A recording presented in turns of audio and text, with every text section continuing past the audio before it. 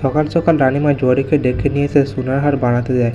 জহরি বলে, বেশ রানীমা, আমি আপনার জন্য সোনার হার বাড়িয়ে নিয়ে আসবো। জহরি চলে যাওয়ার পরে রাজামশাই জিজ্ঞাসা করে, রানী, এই জহরিকে দিয়ে সোনার হার বানাচ্ছ যে, কাকে দেবে?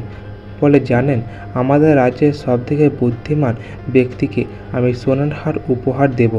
রাজামশাই বলে, সবচেয়ে বুদ্ধিমান ব্যক্তি কে? রানী বলে, কেন? আমাদের গোপাল। রাজামশাই বলে, গোপাল ছাড়া কি তুমি আর কাউকে দেখতে পাও না বুদ্ধিমান ব্যক্তি বলে? রানীমা বলে, বেশ ঠিক আছে, তাহলে একটা কাজ করুন, আপনি যদি আমাকে প্রমাণ করে দেখান যে গোপাল বাদ দিয়ে আর কেউ বুদ্ধিমান ব্যক্তি, তাহলে আমি তাকেই সোনার হারটা উপহার দেব। অমনি বলে রানীমা চলে যায়। রাজামশাই মনে মনে চিন্তা করে, গোপাল তো বুদ্ধিমান ব্যক্তি, আমিও জানি, কিন্তু তবু গোপালকে পরীক্ষা করে নিতে লাগবে না।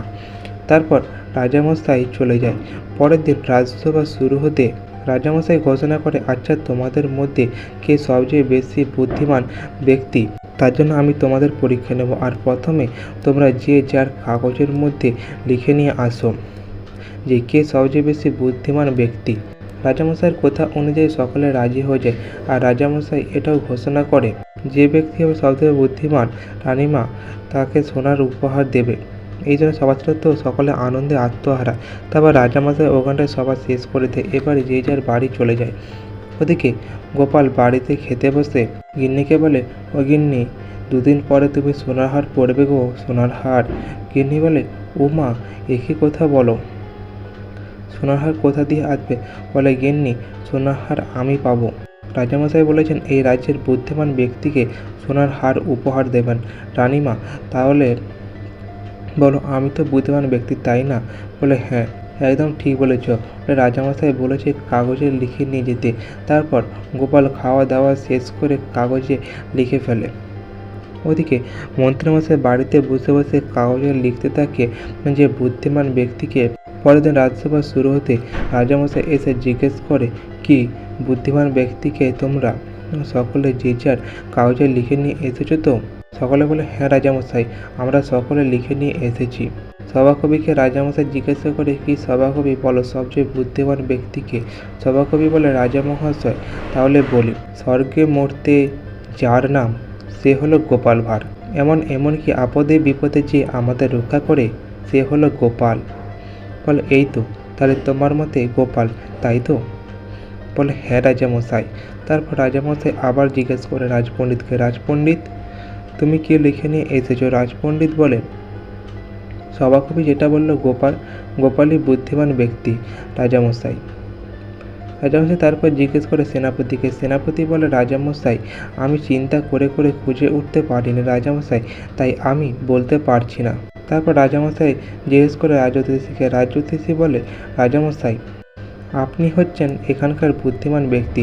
তারপর মন্ত্রীপালা মন্ত্রীকে জিজ্ঞেস করে। মন্ত্রী জিজ্ঞেস করতে মন্ত্রীমশাই বলে, রাজামশাই, জানেন সবচেয়ে বুদ্ধিমান ব্যক্তি হচ্ছেন যিনি, তিনি হচ্ছেন আমার আপদে বিপদে রক্ষা করেন যিনি, আমাদের সুখে দুঃখে থাকেন, তিনি হচ্ছেন আমাদের সবচেয়ে বুদ্ধিমান ব্যক্তি, আর তিনি হচ্ছেন আপনি। আপনিই তো সবথেকে বুদ্ধিমান ব্যক্তি রাজামশাই। রাজামশাই শুনে তো মনে মনে খুশি হয়ে যায়। তারপর বলে, গোপাল, তুমি এবারে পড়ে বলো। গোপাল বলে, আমার তো গলাটা বসে গেছে, আমার এই কাগজটা কাউকে পড়ে দিতে বলুন। রাজামশাই তখন মন্ত্রীমশাইকে বলে, মন্ত্রী, তুমি গোপালের কাগজটা পড়ে বলো তো গোপাল কি লিখেছে। অমনি মন্ত্রীমশাই পড়ে বলে যে, আমি নিজের ঢাক নিজেকে পেটাতে নেই, তবু আমি পিটিয়ে বলছি, আমি হচ্ছি সবথেকে বেশি বুদ্ধিমান ব্যক্তি। কিন্তু রাজামশাইয়ের তো মোটেই বুদ্ধি নেই, তাই আমি হচ্ছি সবচেয়ে বেশি বুদ্ধিমান ব্যক্তি। এই শুনে রাজামশাইয়ের মাথাটা গরম হয়ে যায়। রাজামশাই বলে, বেশ বেশ, আমি শুনেছি তোমাদের মধ্যে বুদ্ধিমান ব্যক্তিকে, তাহলে আমি চলি, কালকে আমি ঘোষণা করব সবচেয়ে বুদ্ধিমান ব্যক্তিকে। রাজামশাই নিজের কক্ষে গিয়ে রানীকে বলে, রানী, জানো, তুমি ভাবতে পারছো গোপাল বলে কি না আমার মাথায় কোনো বুদ্ধি নেই? তুমি ভেবেছ? দেখো, বলে কি না ওই একমাত্র বুদ্ধিমান ব্যক্তি। রানীমা বলে, কেন, আপনার মনে হিংসা হচ্ছে? দেখুন, গোপাল ছাড়া কি বুদ্ধিমান ব্যক্তি কেউ আছে? আপনার মাথায় তো সত্যি বুদ্ধি নেই।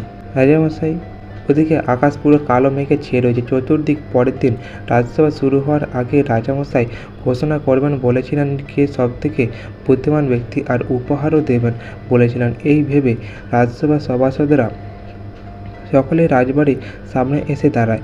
ওদিকে রাজামশাই রানীমাকে নিয়ে এমনকি উপহারটাকেও লাল কাপড় চাপা দিয়ে সামনে দাঁড়িয়ে থাকে। সভাসদেরা গোপাল সকলেই বলে, রাজামশাই তাহলে এবার ঘোষণা করুন সবচেয়ে বুদ্ধিমান ব্যক্তিকে।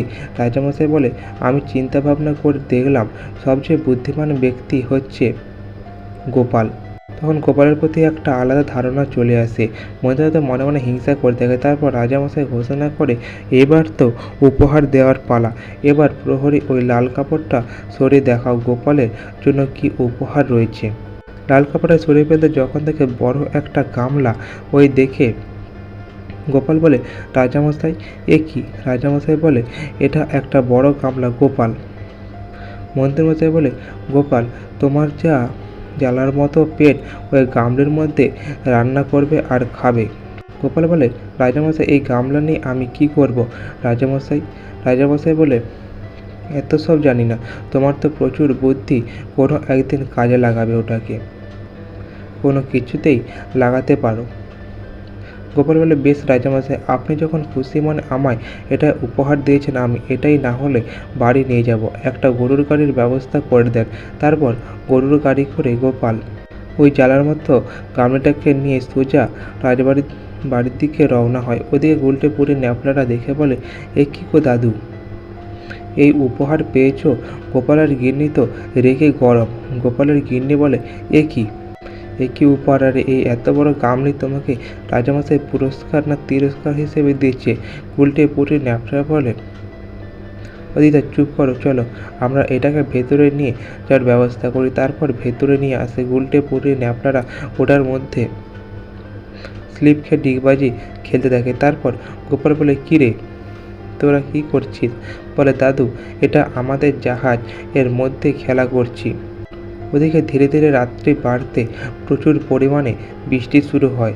সারা রাত ধরে বৃষ্টি হতে থাকে।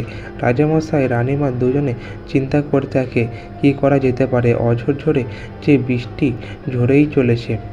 রাজামশাই রানীমা চিন্তা করতে করতে হঠাৎ প্রহরী ছুটতে ছুটতে এসে বলে, রাজামশাই রানীমা সর্বনাশ হয়ে গেছে। সারা রাত ধরে বৃষ্টি হওয়ার জন্য পুরো কৃষ্ণনগর জলের তলায়। রাজামশাই বলে, কি হবে তাহলে এখন? বলে, তাহলে প্রহরী তুমি যাও, কে নৌকাগুলো খুলে সমস্ত কৃষ্ণনগরবাসীকে যারা যেখানে আছে ওখান থেকে উদ্ধার করে নিয়ে আসো। বলে, রাজামশাই সমস্ত নৌকা সব বানের জলে ভেসে চলে গেছে। রাজামশাই হঠাৎ গলার আওয়াজ পাওয়া যায় যে কে যেন ডাকছে। রাজামশাই করে চিৎকার করতে থাকে। রাজামশাই বলে, গোপাল ডাকছে মনে হয়। রাজামশাই রানীমা বাইরে বেরিয়েছে যখন থেকে গোপাল ওই বড় গামলাটাকে নৌকো বানিয়ে নিয়ে নাতিনাতনিদের নিয়ে আসে। বলে, রাজামশাই দেখুন, আপনার দেওয়া উপহার আমি কাজে লাগাতে পেরেছি। এই যে আমার নাতিনাতনিরা নিয়ে এলাম। এবার সমস্ত প্রজা আর গ্রামবাসীদের আমি এক্ষুনি নিয়ে আসছি রাজামহাশয়, আপনি চিন্তা করবেন না। রানীমা বলে, দেখলেন তো, দেখুন আপনি সবসময় গোপালকে অপমান করতে থাকেন। এবার বুঝতে পারছেন তো গোপাল কিভাবে আপনাকে বুদ্ধি খাটিয়ে প্রমাণ করে দিল। দেখুন। বলে, হ্যাঁ একদম ঠিক বলেছ রানী। তারপর গোপাল ওই গামলিতে করে সমস্ত প্রজা তারপর সভাসদ সকলকে উদ্ধার করে নিয়ে আসে। তবে গোপাল বলে, রাজামশাই এই দেখুন সকলকেই নিয়ে চলে এসেছি। রাজামশাই বলে, গোপাল সত্যি তোমার বুদ্ধির জবাব নেই। তো আজ এই পর্যন্ত। গল্পটি ভালো লাগলে অবশ্যই চ্যানেলটি সাবস্ক্রাইব করে দেবেন এরকম আরও কি মজাদার গল্প পাওয়ার জন্য।